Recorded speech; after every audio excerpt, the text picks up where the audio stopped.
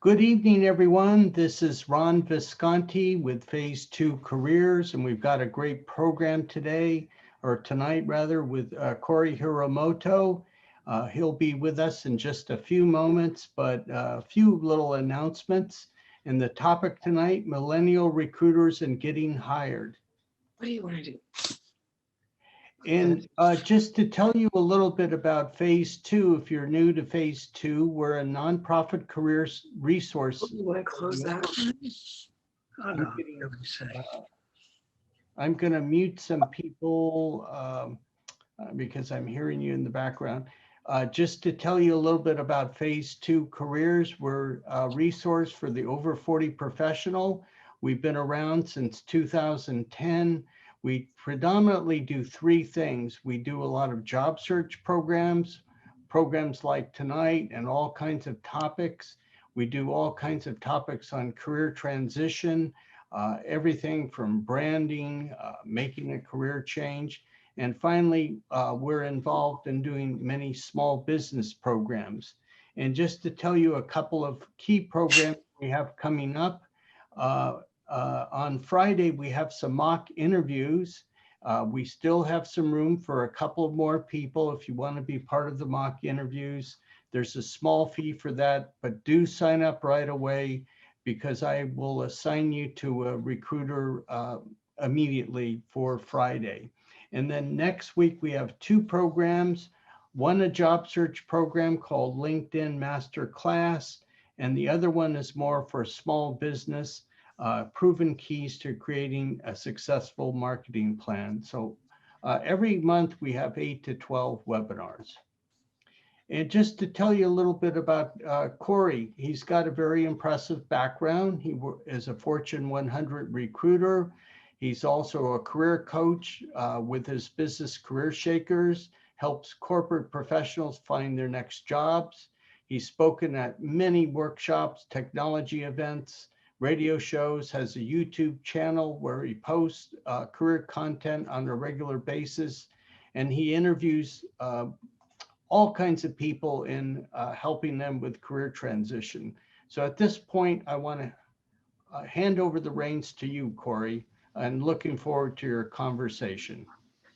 Thank you, Ron.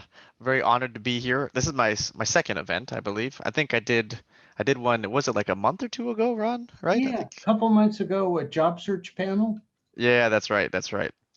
It was a great turnout. I had a lot of fun. So honored that I could come back here. I'm gonna share my screen here. Dun, dun, dun.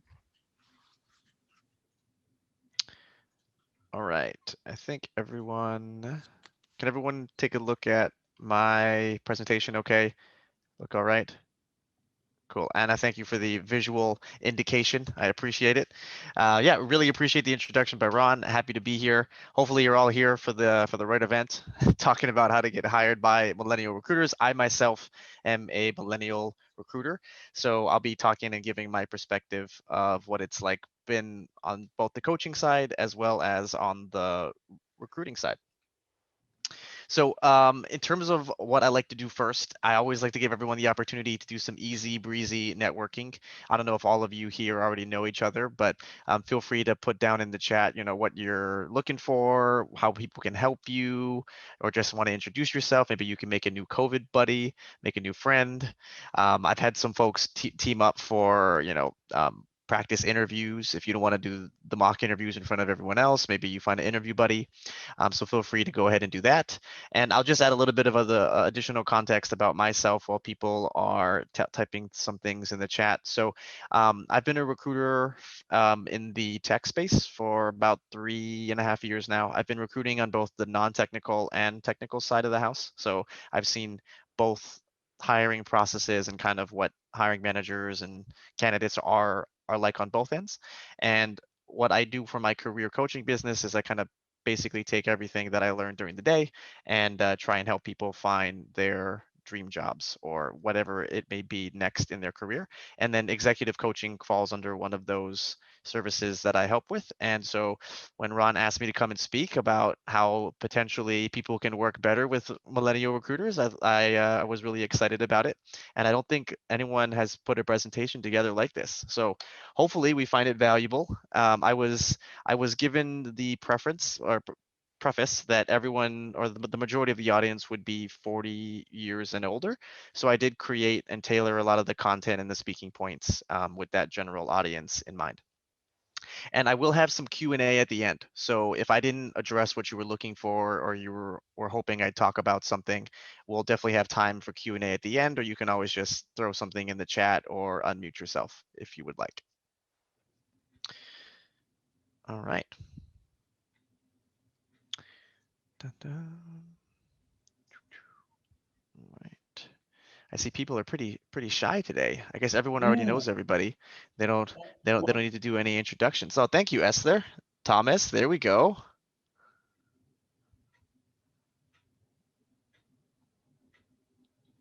Ooh, nice. A career transition. I always love those. Those are great stories.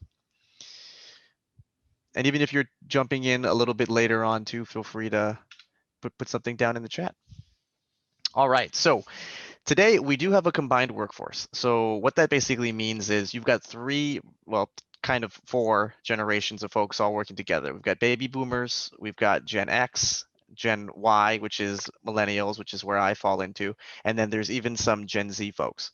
So having this context is really important because some of you may need to understand or figure out how to work with and even subsequently get hired by folks who may be in different generations than you, and how that may impact their perspectives on careers and how that may just impact your general work relationships as well. Some of you may also be in unique situations where you may have a boss or a manager that is younger than you or is actually in a different generation. And so I've seen and had to coach people through how that creates certain frictions and tensions just because of the differences in perspectives. So hopefully when we're done today, everyone will have a good idea of how to work with different folks in different generations and ultimately get hired if that's what you're looking for.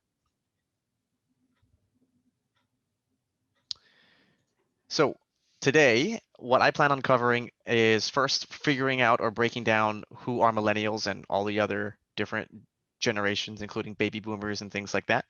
Then we'll talk a little bit about how each of these different generations may have differences in opinions for really popular career related topics as it relates to getting hired and company tenure, authority, things like that.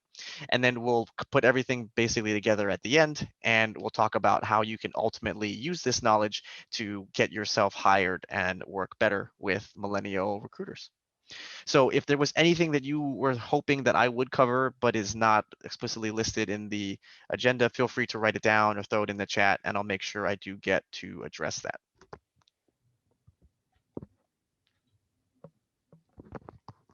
And I like these to be as interactive as possible for the folks that are here, thank you so much for tuning in and taking time away on your Wednesday hump day. So feel free to, unmute yourself, ask questions as we go along. I don't want it to be, like a lecture style. Thomas, I think you raised your hand. Did you have something that you wanted to cover? Yes, just as a bit of introduction, and thanks for your service here, Corey. I'm trying to differentiate what a Fortune 100 recruiter is. Just if you're going to expand on that, just as a matter of your introduction before you delve into your main presentation. Oh, yeah. So I'm a corporate recruiter for one of the FANG companies here in the Bay Area. I just try not to say specifically which company I work for. So I just keep it general with like Fortune 100 FANG companies. So yeah, that's been my recruiting background. All right, cool. So this is one of my favorite quotes, and I think it is something that helps set the scene a little bit. This is, I'm sure a lot of you have already seen this. It's a quote from Sun Tzu. If you know the enemy and know yourself, you need not fear the result of 100 battles. Now, I guess in this instance, I would be the enemy here as the millennial recruiter, or so I've been told. We're like the gatekeepers that are constantly preventing people from getting jobs, and we don't understand, who you are and why you're so great, and we're unfortunately becoming your barriers to getting jobs or new types of opportunities. And so that's why I wanted to start off by first breaking down and helping you understand who some of these generations are and how they may have grown up, or why they have certain perspectives either on life or their career or in relationships. Now, I do want to preface this by saying I will be speaking in generalities based on some of the research and as well as anecdotal data I've seen from working and being a recruiter. It doesn't mean that everything that I say about people who fall in these generations applies to everybody. It's not a blanket statement, but just for the purposes of the presentation, I will be talking in generalities. All right. Craig, I think, so Craig put something interesting here, spend 7.5 seconds on resumes. So did you want me to go over like resume tips towards the end? Is that Well, kind of what you're looking for, Craig? Corey, I was going to piggyback that question. That's not so much indicative of the age of the recruiter, but just the job of the recruiter. Of Hmm. how much Oh, time- meaning how a recruiter spends 7.5 seconds Right. on a resume? Well, what's your take on it? To me, it's a take on your job, everyone's job, but not an age-related position. Not an age-related position. Well, actually, so the majority of the recruiting functions at most of the tech companies here in the Bay Area, and also at a lot of these staffing agencies, are mostly made up of millennials. I would say like 80 to 90% of the recruiting workforce, at least here in the Valley, is probably in the millennial age range for the most part. And so I think that's why there is this perception of like, all recruiters are millennials. And I think for the most part, it is pretty true. I think at my company, the average age of the folks in the recruiting function, and I think we have close to 2,000 recruiters, I believe is 29. Mhm. So it is pretty accurate that a lot of the current recruiters today are millennials. And there's that whole like 10-second rule, right? Where they say recruiters only have 10 seconds to look over your resume.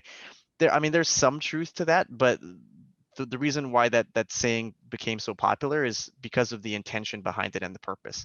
So what that is basically trying to force you to do is to really maximize how the presentation of your resume and make it so that you make the recruiter want to spend more time, more than 7.5 seconds or more than 10 seconds on your resume to keep reading more. So it's not a hard and fast rule. Like I don't have a timer or anything that beeps every 7.5 seconds and I have to like reject you or whatever. But it is a good way to approach and think about how you're structuring your resume, what you're writing at the top, how you're organizing your bullets, right? Are you applying for the right role? That's something that I see a lot, actually. That is a really big mismatch. So um, Well, it's that it's a was nice. my point, that it's more the nature of your job, not the nature, and that falls across the whole country, that little fact that he brought up.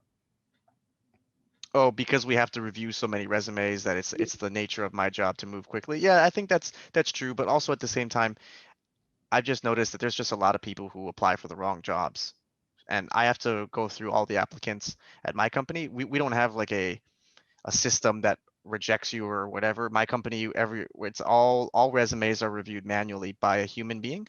The reason being, and a lot of large companies do this, the reason being is if you are a really good candidate, you're very qualified, but maybe you applied for the wrong role, the robots won't know that, at least not yet. AI is not that great. So with humans, right, we are trained ideally in our recruiting function to look at your resume holistically for all of the jobs across my company. So maybe you applied for, a finance manager role, but turns out I think you could be a really good finance program manager as opposed to just a financial analyst. So that's why that's one reason a lot of these large companies don't have automated systems for that. But because of how many resumes we need to review, and there's just people who aren't qualified in general, so we do move pretty quickly, and that kind of becomes the nature of our job. All right, so now we're going to start to understand ourselves as well as the enemy, I guess, which is me, for the purposes of everything here. So baby boomers, and all of these diagrams that I'm going to walk through in the next 3 or 4 slides, they're all provided through Kasasa. I think I'm pronouncing that correctly. It's a marketing blog. And so why I like to make that disclaimer is because if you were to Google, like, who is a baby boomer, you'll get slightly different definitions based on birth years or current age ranges, but for the most part, they're all within 2 to 3 different years of each other. So it's not a hard and fast rule, but Kasasa is a marketing blog. And so what that means is they're really trying to understand the buying behaviors and marketing patterns of these different generations. And you can see a lot of that is pointed out here in their infographic. But what I wanted to point out here is for baby boomers, for those of you who fall in that category, a lot of you, assuming you had a standard career growth trajectory and path, a lot of you are probably going to be in very senior positions within your company. So a lot of you will probably be upper management to executive level folks currently right now, and most likely you'll be having to manage folks in different generations, the Gen X and the millennials as well. And so you have a certain perspective, and you've grown up and had your career built in a vastly different way than a lot of these other generations have. One of the other interesting things is for baby boomers, you have had to work through, fortunately or unfortunately, at least 2 economic recessions or downturns, right? And so that's also really going to influence how you value and treat your jobs and careers, and you think about different opportunities because you've had to experience that now twice. And as we talk about other generations and things, we'll see that some of us have not had that experience, and that is a major factor as to how we perceive and view our careers. All right. So that's the baby boomer side. So currently, I think actually technically my parents fall into this category. Um, Mom and Dad, if you're watching this later, love you guys. Now, Generation X. I think a lot of people forget that there's a generation between the baby boomers and the millennials. I think a lot of people are just like, oh, it's baby boomers and then millennials are right here. So I just wanted to point out that there is another generation in the middle, Generation X. It's a bit of a shorter age range here for this generation. A lot of these folks will be your mid-level managers, sometimes executive level if they've had really strong career trajectory. But Gen X actually is in an interesting spot because they're wedged between both baby boomers and millennials who have vastly different views of careers, vastly different perspectives. They've grown up in very, very different worlds and economies. And so they are in this really difficult place right now because they have this push and pull between having to accommodate and work with different personalities from both generations. Most of the folks in Gen X have very similar, outlooks to and treat their careers very similar to baby boomers because they've also had to work through 2 economic or recessions or downturns without counting COVID.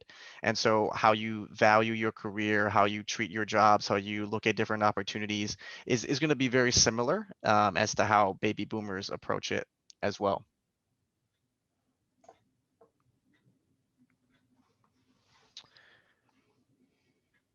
All right, so now we get to me, millennials, the bad recruiters.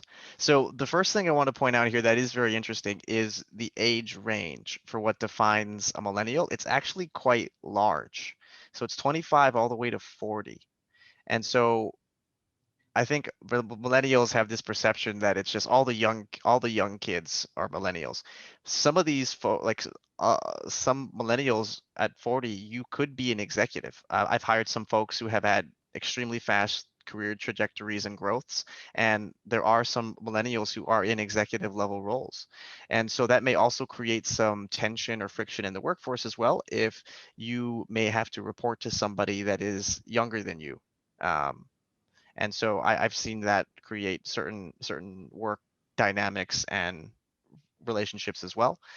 Half of half of the millennials have like did work through the like mortgage crisis, so they have had to go through at least one economic downturn and recession. But myself personally, I'm 29, and I graduated college basically right after that was basically all cleaned up and the economy was recovering again. I myself have never had to work through a recession other than COVID. And so that really does affect how millennials like myself view and treat our careers, because everything has only been good for us, right? Like from an economic perspective, since I've been a working adult, if I put my money basically in anything, I would have made money. I never had to worry about anything. That's why a lot of us are very open to changing jobs, changing companies, switching careers, because we've never really had to worry about being unemployed or what happens if you get laid off.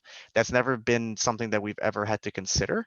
And so that also really does change our perception, not only of work, but just of life in general. And that's also what shapes a lot of our values. And yes, I know I covered this earlier, but a lot of the recruiters will be millennials just because of that age range, right? Both agency and in-house. So you'll be working with a lot of us.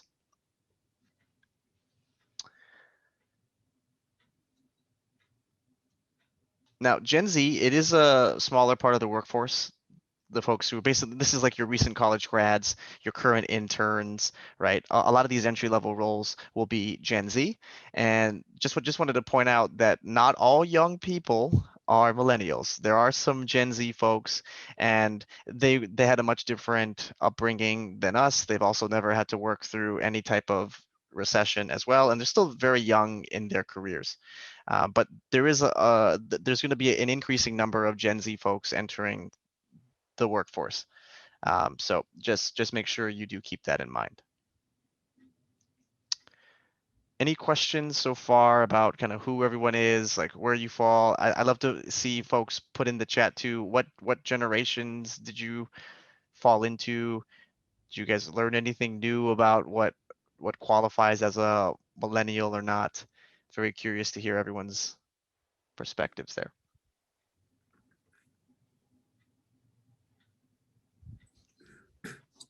I guess there's people that are in between that are hybrid, maybe. Yeah, absolutely. Is this Kim speaking? Yes, uh-huh. Oh, perfect. Which generations are you falling between? Oh, I don't fall. I'm a boomer. Oh, you're a boomer. Nice. Okay.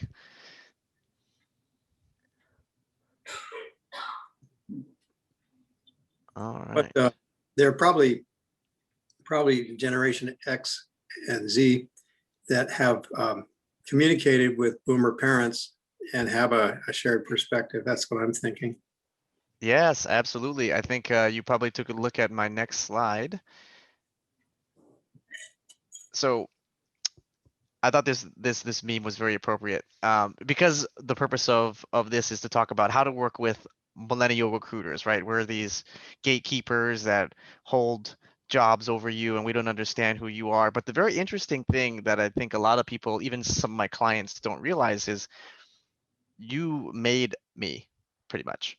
My parents are baby boomers, and so a lot of the values that I have were instilled by my parents and how they raised me.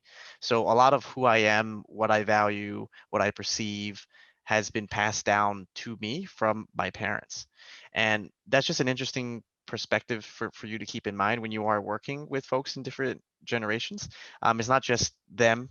That's the reason why they are. It's also the environment, the economy at the time, how they were raised, and the overall influence of their parents.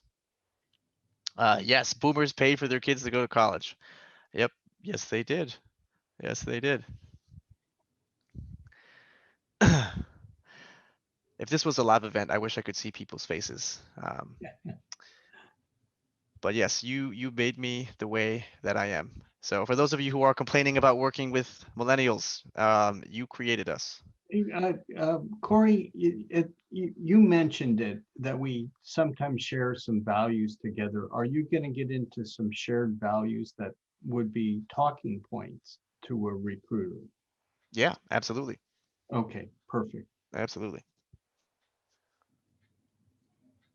All right. So next, I wanted to shift into different perspectives and how there are really popular topics around hiring and your career, et cetera, and how each of these different generations view and value them, or I should say, view and treat them very, very differently, which I do think sometimes creates conflicts or misconceptions about each other, which does lead to tension and friction when you ultimately need to work with um, a millennial recruiter or just anyone in the workplace.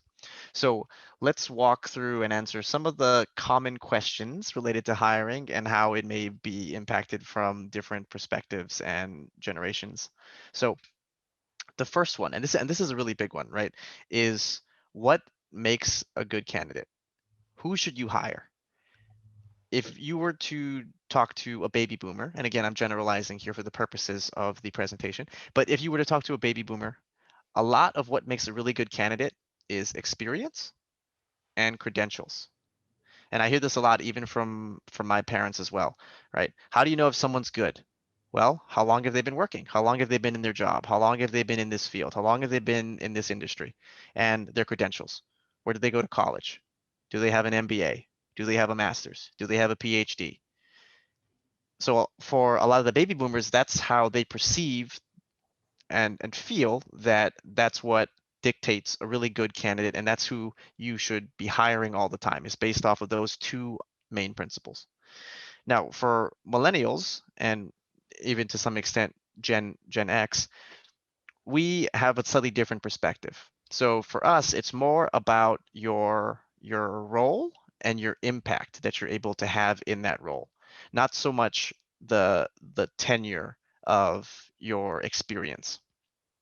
And I think a lot of that has to do with what we've seen growing up as like popular celebrities or like successful entrepreneurs, right? Um, when we were in school, we were hearing about the Elon Musks, the Jeff Bezoses, the Mark Zuckerbergs, right?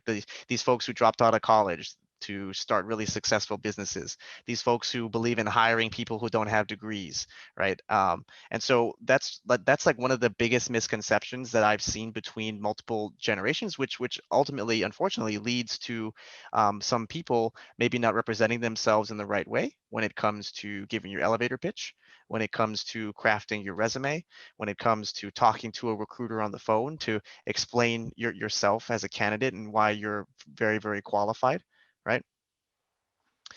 So that's the first thing that I think there's going to be a variance of perspectives on. And I'm very curious, put it in the chat. Do you think that that's true based on how people view what is a good candidate?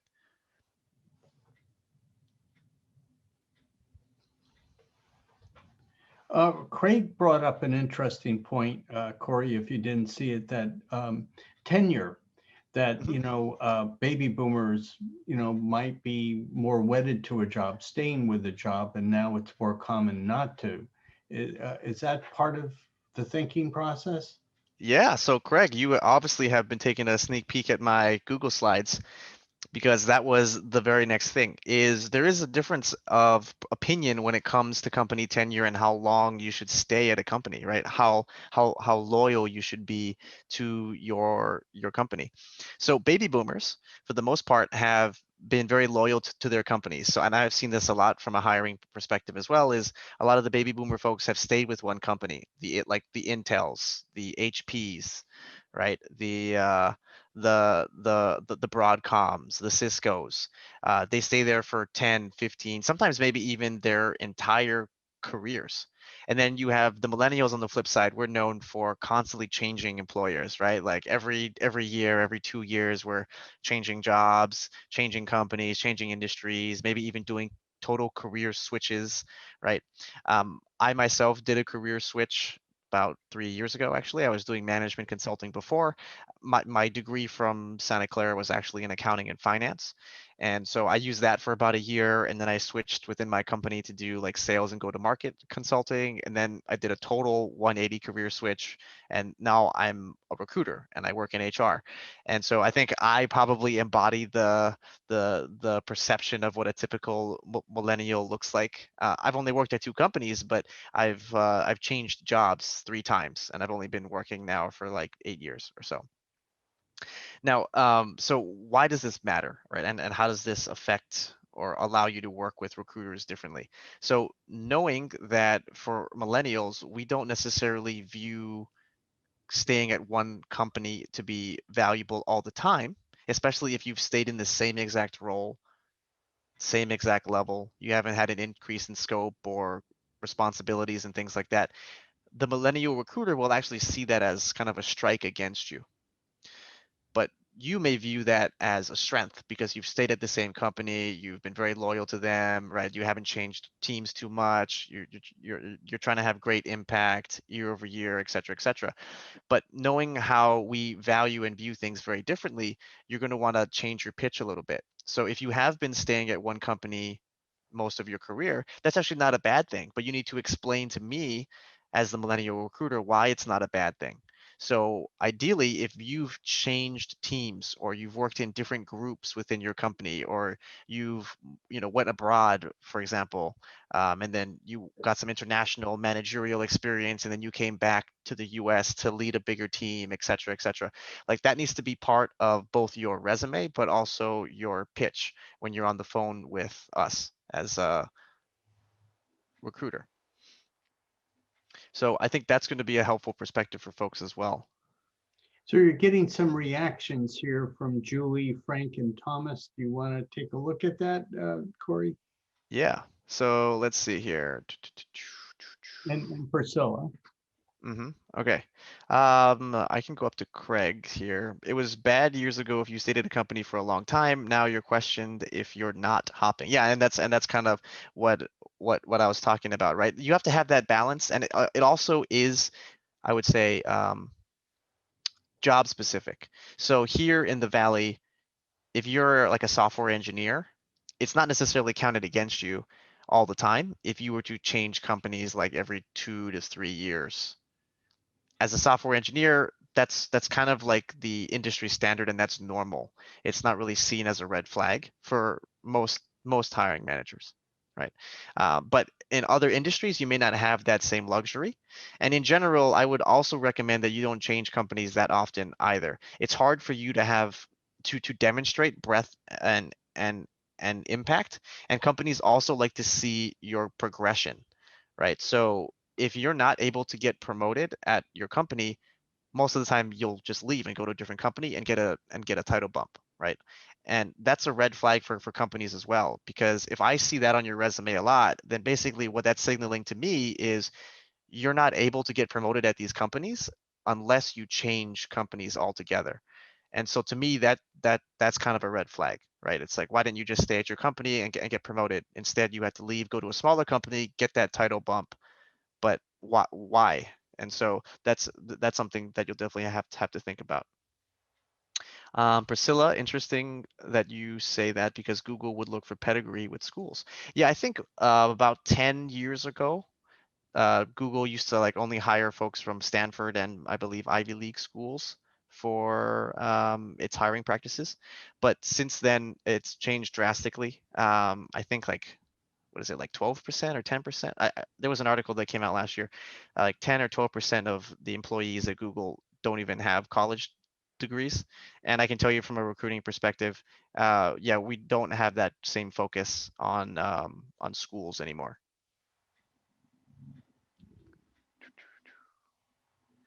How do recruiters weigh outside but related experiences? I think it's going to depend on what your outside experiences are. I think you're referring to maybe like volunteer experiences or things like that. Feel free to add some additional details, Frank, but it's going to depend, right? Like I'll always weigh your full-time work experience and job to be much more important and impactful than anything you do from a volunteer perspective.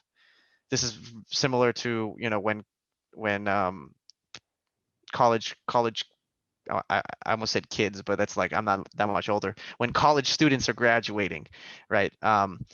Having relevant work experience or paid internship experience will always carry more weight than if you were to volunteer a lot, just because you have to apply, you have to interview, you have to get selected to be in these paid jobs and full-time roles versus volunteering. Most of the time, you fill out a form, you show up. It's not as rigorous of a vetting process. So it just depends, Frank, on what those other outside experiences are.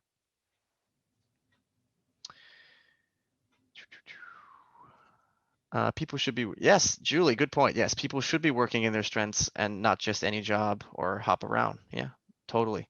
Totally agree. Anna, how do you look at employment gaps for those returning to the workforce? Yes, this is a hot topic. I do have a video up on my channel as well, my YouTube channel, about how to address a gap in your employment. But in general, employment gaps are always going to be tough. But these days, especially with COVID, everyone kind of got like a free pass at taking a break for the last year or so. Now that the economy is picking back up, though, you're going to need to start finding a job very, very soon, because you won't be able to use the COVID excuse anymore. But as long as you're able to demonstrate and show that you have been doing things, putting in the effort, investing in yourself to, scale your skills back up, and figure out how to gain relevant experience to come back, it's usually fine. But you have to be very cognizant of, how long have you been out of work? What's the purpose for you being out of work, right? If it was for medical issues or to raise a family, those are, very easy things to explain, versus if you were fired or, you were terminated due to poor performance. So you're going to have to figure out also like what type of category you fall in, and then there's going to be different strategies to address both of those. All right. Now, the next one of perspectives is as it comes to authority. And this is an interesting one, right?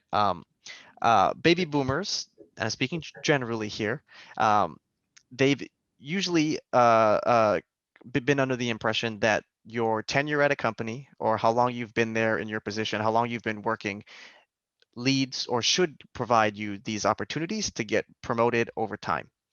And on the flip side, us millennials and sometimes Gen X, it's not so much about how long you've been in a company, but what you've been able to do while you've been there at these certain companies. And so sometimes this creates what I call like an authority arbitrage, right? Where you have one generation believing, okay, if I just stay here in this role, do my job, the longer I stay here, I definitely will get picked for my promotion, or I'll definitely show that I'm a top performer because I've been at this company, in this role for so long. And then we have the millennial side, where it's like, okay, I don't necessarily need to stay here all the time, as long as I'm constantly increasing my scope of work, getting different responsibilities, right? Expanding my skill sets. So it is very, very different. And this also sometimes leads to these awkward interactions and frictions when it comes to managerial differences, right? And I've seen this a lot with some of my clients that I coach, where it's like, well, Corey, I should have been promoted because I've been on the team the longest. Joe just joined last year and he already got promoted. They're, this isn't fair. They're sexist or whatever against me, and it doesn't make any sense. Like I'm so furious. I'm quitting. I'm going to tell HR, etc.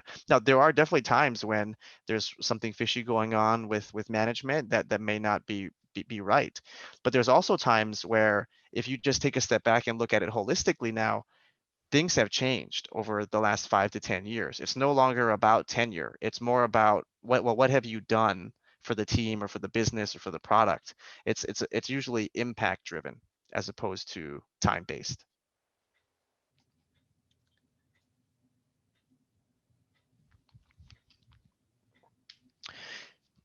Julie has an interesting question. What about people in union jobs? So I will admit, I'm more specialized in the corporate space, so I can't really speak too much about what it's like in a union environment. But if anyone here is in a union or has worked or has experience with union, labor relations, things like that. Would love to hear your perspective.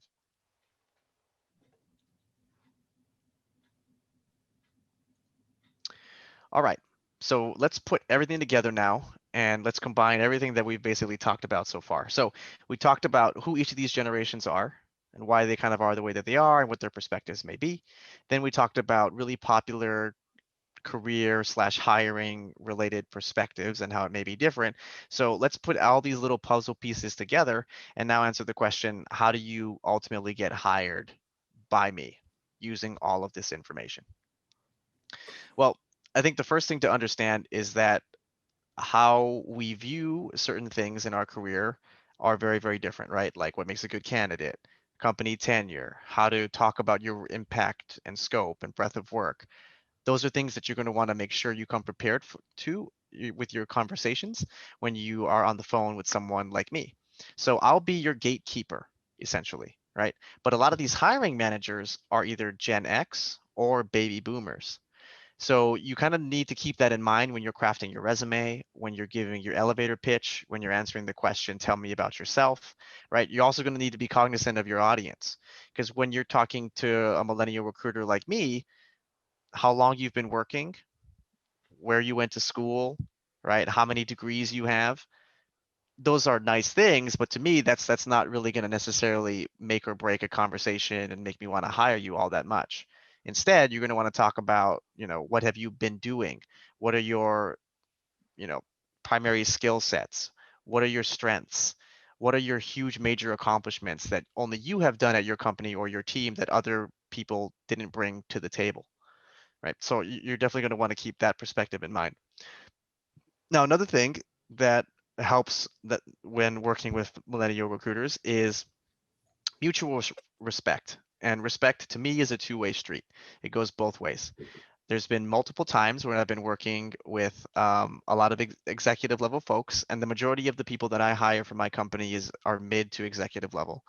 And there's been a few times where I have been approached or talked to um, in a way where they feel like they need to kind of explain everything to me in a very basic form, as if I've never worked a job before, right? And it's always difficult to build a strong relationship when mutual respect isn't given right off of the bat. And another way that this is super helpful to think about too is millennials make up like the majority of recruiting functions today.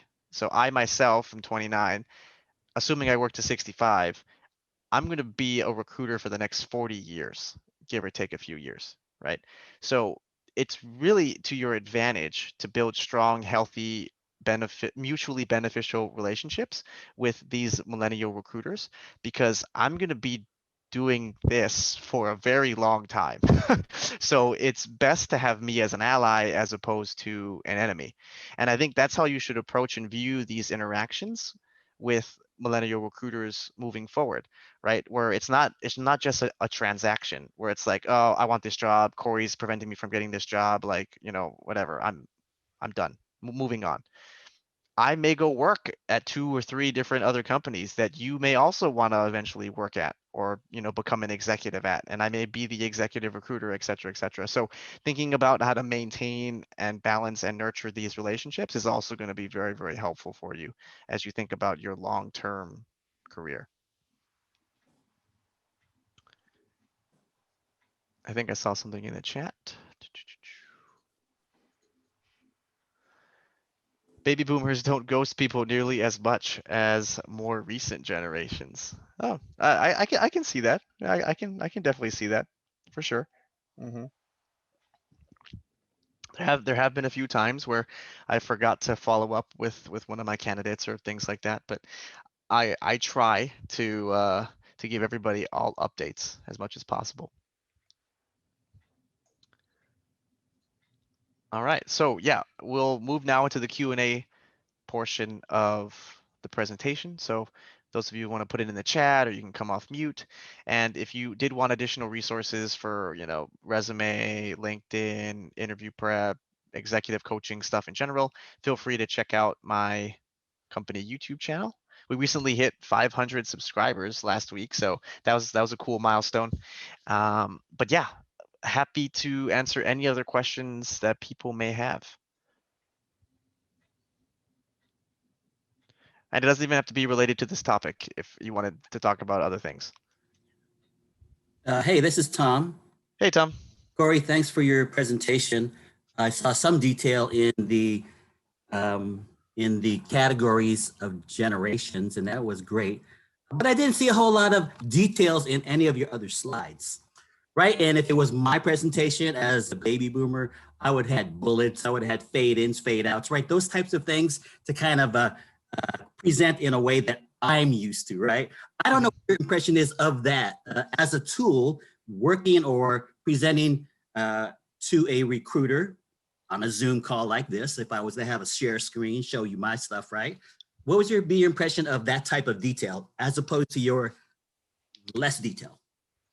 Yeah, so my format is a little bit different. I've got a consulting background. So how I was kind of brought up in my career was if you're giving a presentation, you don't want to read off of the slide. And so that's why I try to make most of my stuff less content heavy, so they are somewhat forced to pay attention to what I'm saying as opposed to just reading off of the slides. It's like, a lot of my friends went to large universities, right, where you have like 200 people in a lecture, and they went to the first day of class and they realized the professor just reads off the slides, and so they don't even need to go to the class anymore. So that's kind of how I've viewed building presentations in general, just to keep it a little bit more interesting and fun, and also allows people to kind of focus more on me as opposed to like just reading what's going on there. But your second point of like if we were on some type of shared screen, I think both perspectives work. But I would try and just shy away from, in general, just putting too much detail on the slides, because then you're just reading off of it at a point.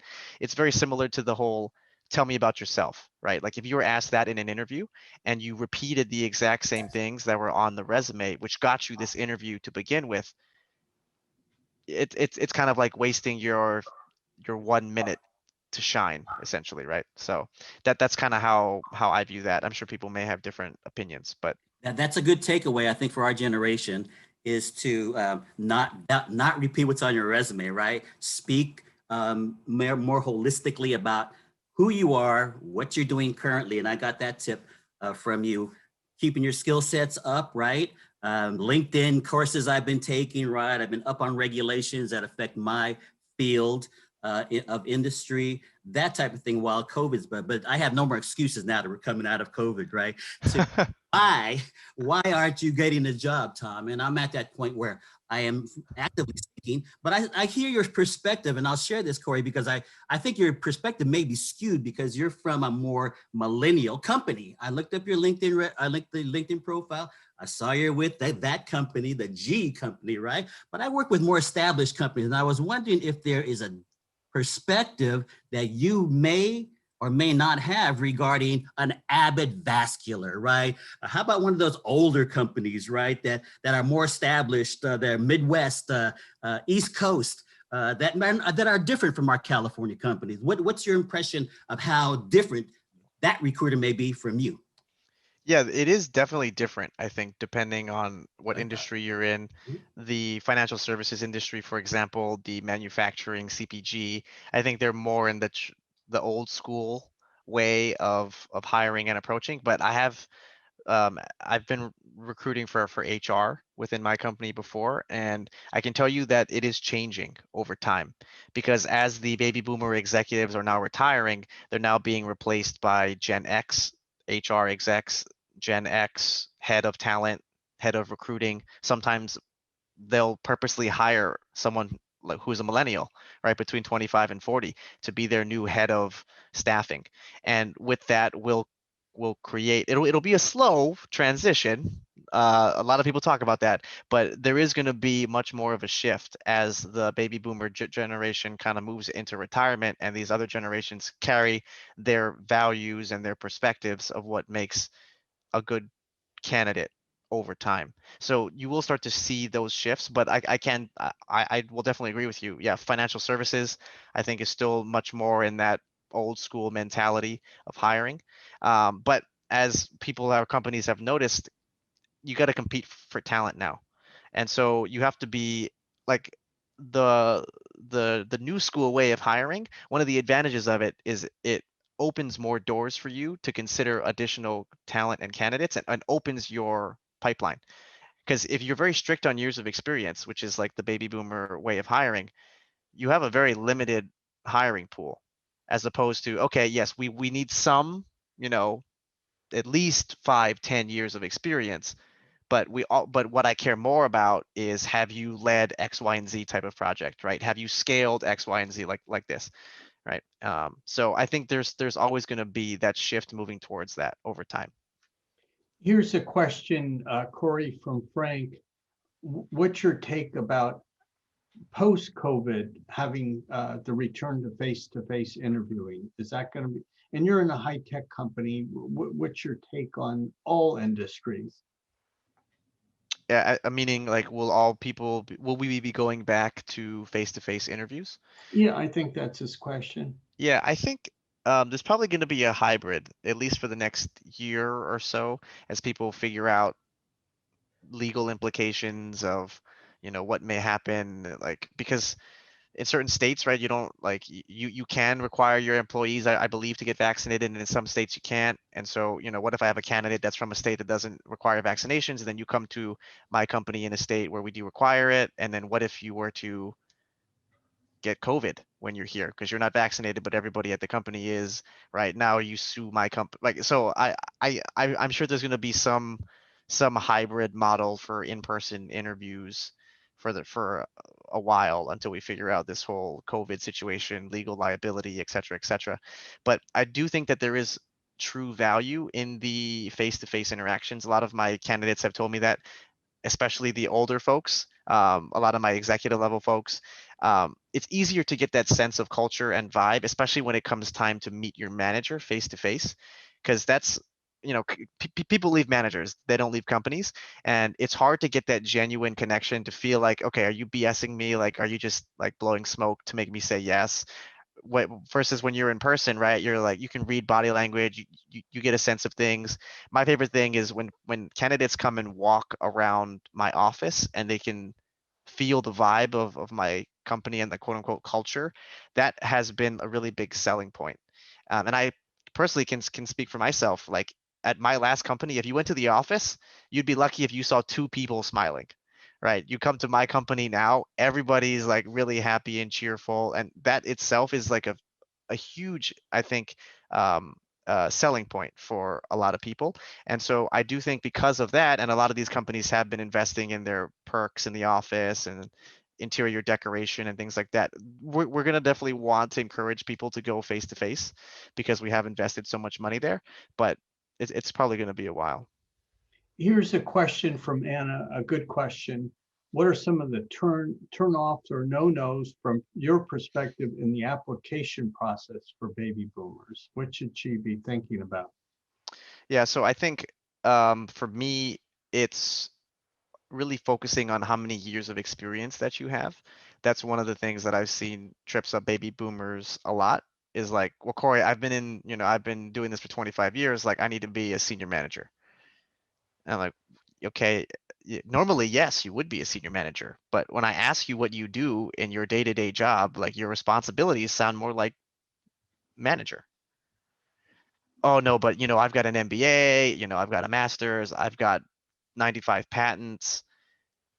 Yes, like, those are, some helpful data points, but it's not just, those credentials, but it's more about, what have you done with that?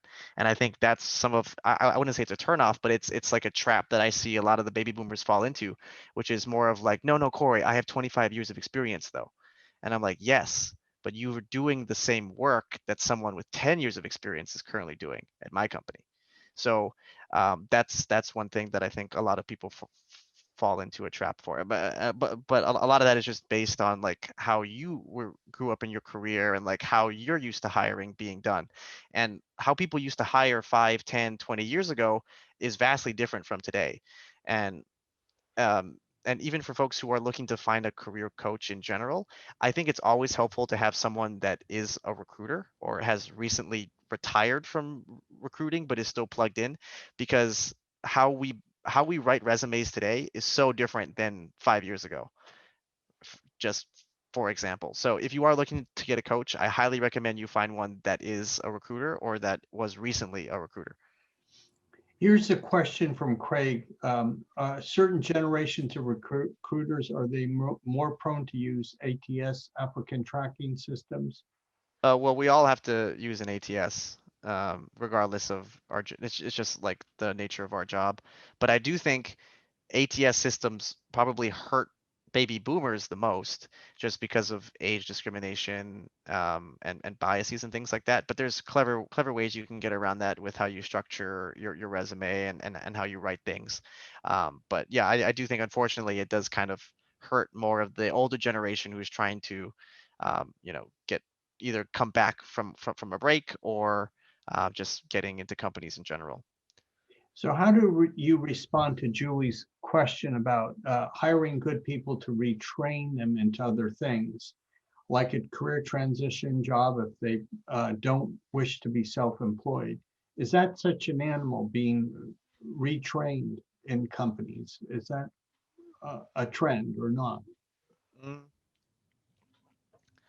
Um, from what I can see at my company, no, it's Right. not very common. It is not very common. The exception would be if there's a new technology or a new product, or there's a new industry or new service that no one's ever done before, that you can't find the existing talent in the market, then you will do this, right? You'll find the next closest relevant skill set and then train someone to do that. The flip side is if you work for a very small company, maybe you don't have the same branding as a FANG company where you can afford to hire and attract people to do certain things, then you will resort to doing that. Well, not resort, but for lack of a better word, you will have to rely on doing that if you can't bring in the external talent.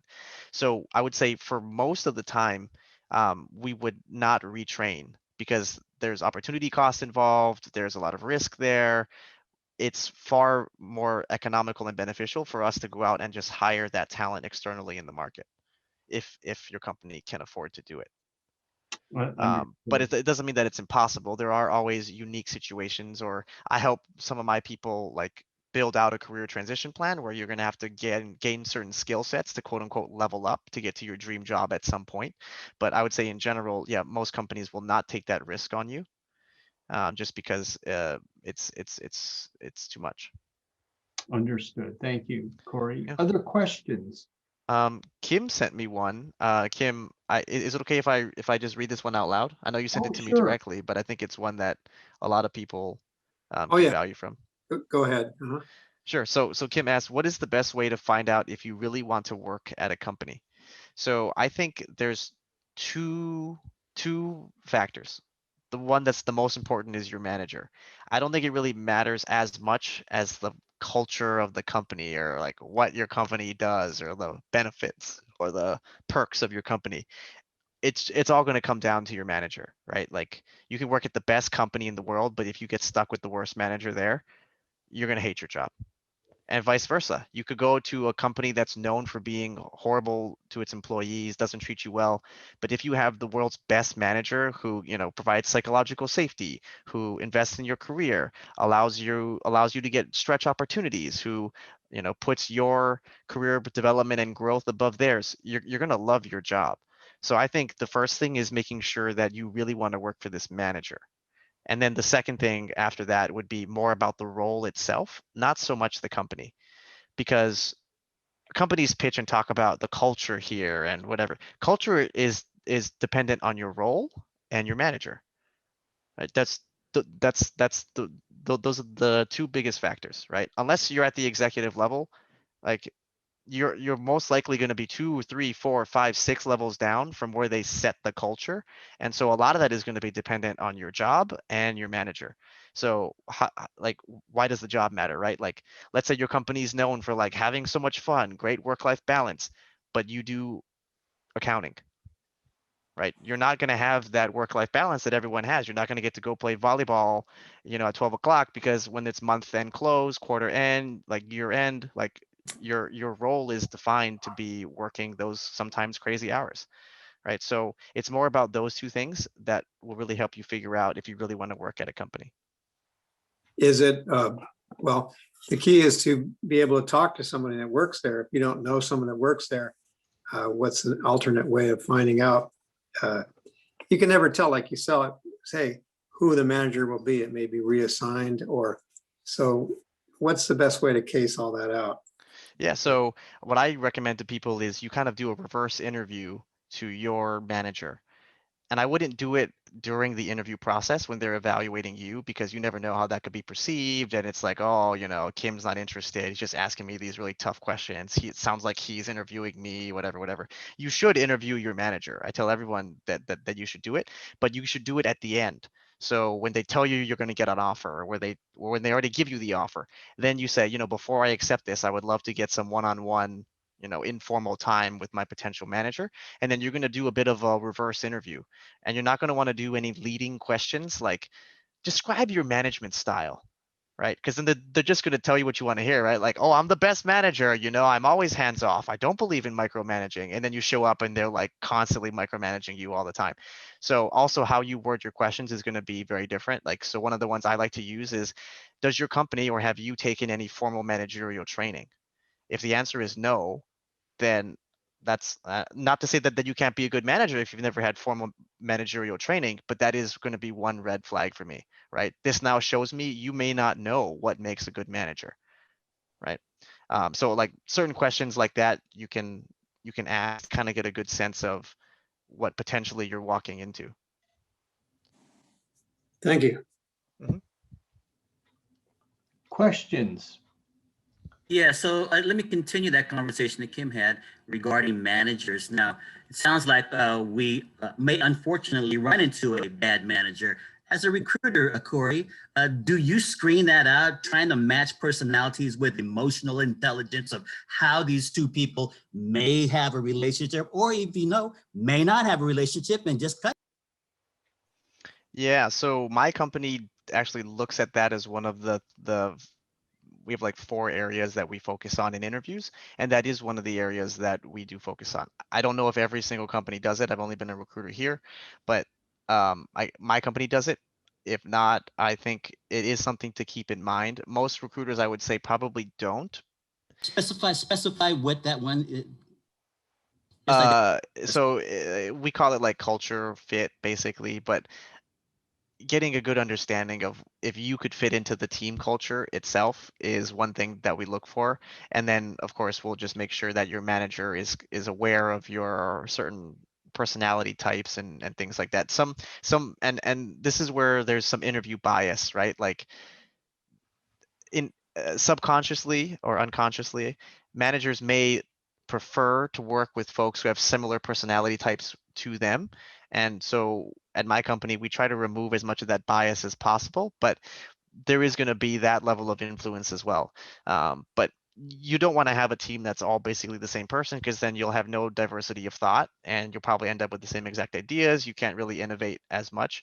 But I would say it's probably, unfortunately, not something a lot of recruiters will focus on. But for me, I do it just because of the reason I became a recruiter. I did it just so I could help people with their careers. And so I would feel really bad if I knew you walking into a bad situation and like you were going to email me a month later and be like, what the hell did you sign me up for? Like, I'm quitting tomorrow. So I personally take it upon myself to make sure that people are a good match. But I don't know if all recruiters would do that. last question: should I wear a tie to the interview for your company? For my company, the answer is definitely no. Yeah. And I guess this brings me back to one of my other points too on this is when you are working with your recruiter, I talked about how respect is a two-way street. So it should go both ways. So while you should respect your recruiter, the recruiter should also respect you, which means I wouldn't be too afraid to ask for help, right? Ask your recruiter for feedback. One of like the smartest things I think I've seen someone do is like when I get on the phone screen call with them, they'll straight up ask me like, "Hey Corey, I actually do this. Like this is my responsibilities. I saw that's only like half of your job description. is that okay? Or is there another job that does, fully what I'm doing now? Those are really helpful, fruitful conversations for both of us, because I'll know right away if you're a good fit for my role, and then I'll in turn help you, right? I'll be like, oh, don't worry about it. Like, I'll tell the manager, and and then X, Y, and Z. We really only need this skill set. I just put this one on the job description, whatever, whatever. And then sometimes it's like, oh, actually, thank you for telling me. Unfortunately, this one's not a fit, but I have this role that's probably exactly what you're fit for. So now you don't waste your time interviewing for a role that you're going to get rejected. And then now you can figure out, because every company has different wonky titles too. So, you may be a product manager at your company, but at my company, you're called a product analyst or something. So that's also going to be very helpful. So Corey, I have to bring it up, and it's come up a couple times about age discrimination. You've given some very helpful tips about talking about impact, being respectful, not just relying on tenure, but anything to help us about this, because age discrimination is prevalent and sometimes there's perceptions that can't be overcome. What are Mhm. your thoughts? Yeah. So age discrimination to me is not so much about the age itself. The people who run into these types of problems are folks who have had much more, I would say, um, level career trajectories. And when it comes time for them to look externally outside of their company, that's when they feel this age discrimination and this age bias. But the majority of that is actually due to how their career has either progressed or not progressed over time. Which is something that maybe now is something too late to kind of fix, but that's just one thing to kind of keep in mind. Is it's not so much about your age. Like if you were 55 but you were a vice president, like you'd have no problem getting a job as a vice president, because that's where you're supposed to be, right? At that point in your career, we would expect you to be senior director, vice president, SVP, C level, etc.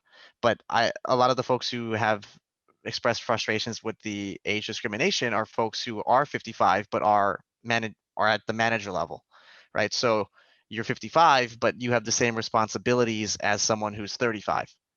So when it comes time to applying and interviewing for jobs, right, like there's that kind of a difference between candidates when we're evaluating that. But knowing that should help you approach your job search, right? So you're going to be a little bit creative with your resume.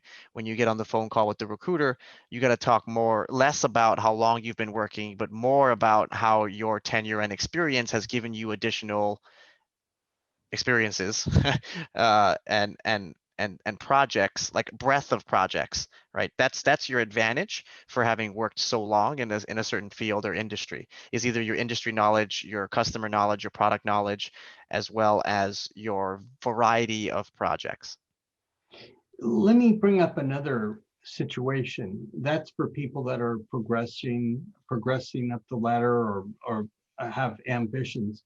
What about someone who just enjoys being a clerical worker and they've been at that role for a while, and that's where they feel their skill set is that, are they being dinged because they just stayed at the same status? Unfortunately, the answer is yes.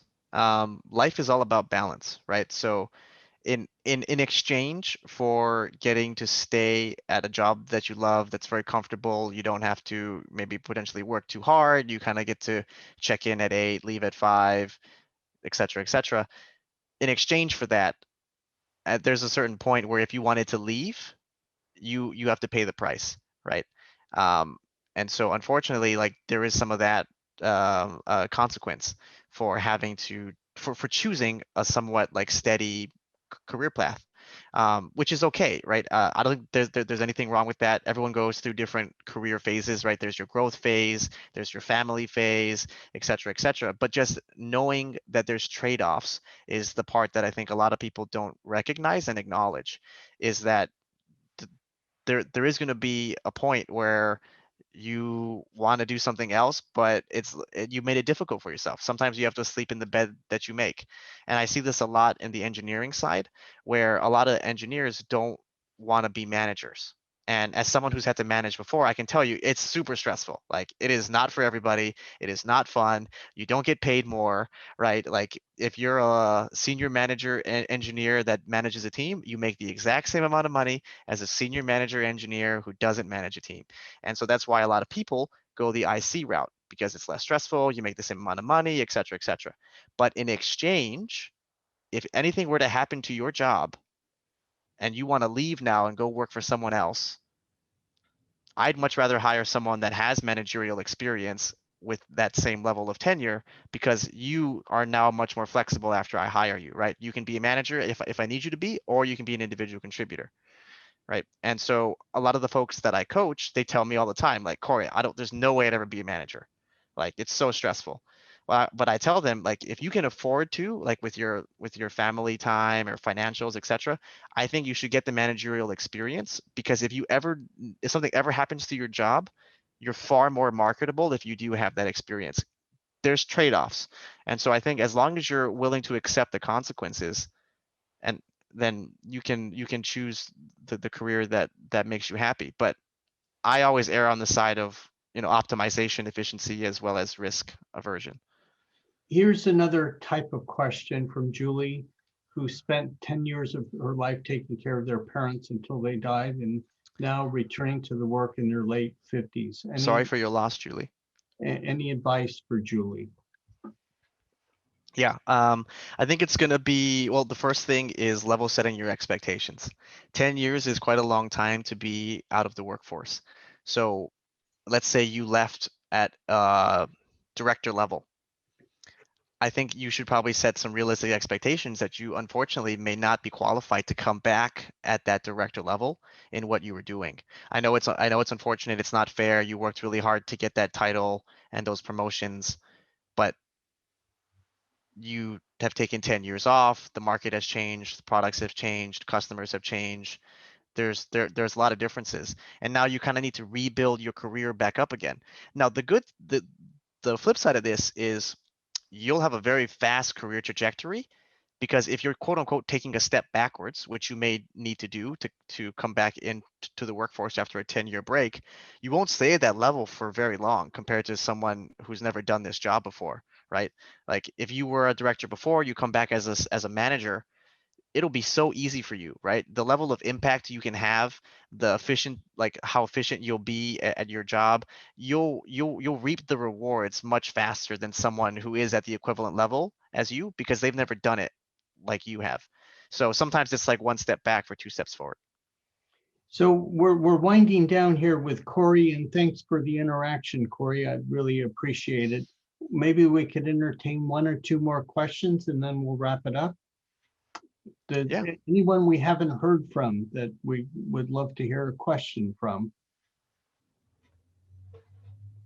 Corey, this is Esther. I was just wondering, you did touch base on kind of like the manager level position, but I recently transitioned to be a project manager. Awesome. And a couple of years into that, just curious on kind of that kind of role and how to kind of jump from like transitioning from project manager and kind of show that I have transitioned to this new position and learning new things and things like that, and kind of see my career developing even further than that. But I feel like I'm not going fast enough. What is the job you ultimately want to get to? I would like to manage people, but at this moment, I'm just managing projects in a way that there are no direct reports with my current role, but I am managing people, but they're not reporting to me. Okay. Aside from managing people though, like, is there a certain function you want to work in? Like, what is the project management role you have now? What team are you supporting? IT on the software side. Okay. So And I was just curious, like, how to kind of mention, like, and put some some, I guess, suggestions to kind of mention to a recruiter such as yourself that I like to go that route, but how to kind of related to the recruiter that I like to kind of see my career path go develop even further than that, like to Okay. a millennial recruiter such as yourself. Okay. So if I was your coach, there's a few things that we would talk about first. So becoming a people manager, assuming you stayed in the project management role, would be difficult because the nature of project management, program management, etc., is that there isn't managerial roles that come of this. what what I really like like project management, program management roles for is it's great transition roles for folks who are trying to switch industries or not industries, switch functions, right? So I've had a lot of my clients, if they do finance or accounting and they want to get into marketing, which for some reason is like super popular. I don't know why like all these accountants want to become marketers, but the most popular and successful career path I've seen is from folks to take a project program management role in marketing, leveraging their existing skill sets, like their, how good they are in Excel, how good they are at building PowerPoints, et cetera, time management, stakeholder management, blah, blah, blah, blah. And then you transition from there into your marketing type role. Now, that's why I was asking what your dream end goal, your job, your dream job would be from this project management role. So if I were you, if you wanted to manage people and you wanted to stay in the IT or software space, I would transition from your project management role into like some type of SWE role, IT role, and then from there take your managerial position. I don't think there's very many managerial roles in project management itself at most companies. I think at most companies, the project manager actually reports into someone from that line of business or that function. I don't know how your company and team is currently set up, but it's probably going to have to be down that route. Or if you wanted, let's say your boss's job, let's say your boss is a manager of project managers, which I've only seen at very large companies, then the missing skill set for you is actually managing a team. And so you either get that through stretch opportunities within your existing company, or you're going to have to demonstrate that leadership ability through other forms. Okay. Last question. We'll entertain one more question, then we'll wrap it up. Anyone burning question? This is from Kim. Is it realistic to take a lower position with an organization with a view of moving to a more satisfying position? What's your thoughts? Oh, absolutely. I definitely think it's realistic. I think a lot of people aren't willing to do it, but absolutely, I would highly recommend folks to do that. I think there's this it's tough depending on how you've set up your life and arranged your finances in a certain way, where sometimes it is impossible to quote unquote take a step back in your career, take a pay cut, et cetera, et cetera. So that aside, assuming you could financially do it, I think it's always the right play. One step back for two steps forward. If you truly love what you do, you'll make up the money at some point because you'll be a top performer. It'll be much easier for you to be a top performer. Like when you love your job, there's just so much more like energy you have. There's just so like it's vastly different, vastly different. And you'll discover as you're with the organization what opportunities they have. Is that also true? Yeah, absolutely. Assuming you're working with the right organization, absolutely. Yeah. Same industry. Yeah. Yeah, absolutely. I want to thank Corey for this Q&A, for putting together the presentation. This is something that comes up all the time, and Corey just said, yeah, let me put it together. And he was just willing to put out his information and his time and expertise of having this nice dialogue. And if you're still looking for a mock interview, we still have some room for that. Reach out to me tomorrow. On behalf of Phase 2 Careers, I want to thank Corey for giving a great presentation and a great Q&A. Everyone have a good night. Thank you everyone for tuning in. And if you'd want me to come back, I'd be more than happy to do so. Well, we sure will. We'll get you back, Corey. Thanks again. Thank you, everyone. Thank you.